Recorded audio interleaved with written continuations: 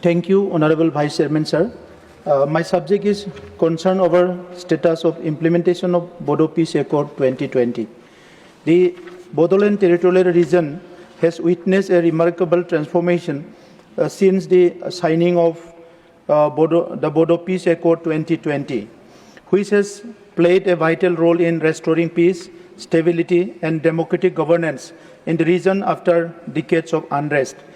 The Accord has created an enabling environment for development, strengthened the democratic aspirations of the people, and fostered greater trust among stakeholders.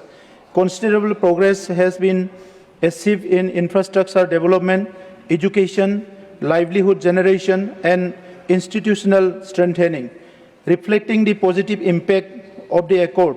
However, despite these achievements, several important commitments envisaged under the Accord remain pending. This includes constitutional, administrative, financial, developmental, rehabilitation, and institutional provisions that are crucial for the complete realization of its objective. The timely implementation of this commitment is essential to uphold the assurance extended by the government, sustain public confidence, reinforce the peace process, promote inclusive development, and ensure long-term socio-economic progress across the region.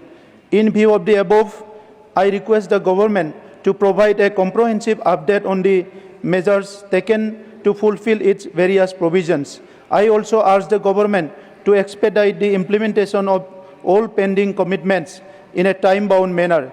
Such action will reinforce the spirit and intent of this historic accord, consolidate the gain of peace, and fulfill the long-cherished aspirations of the people of Bodoland region. Thank you, sir. Thank you.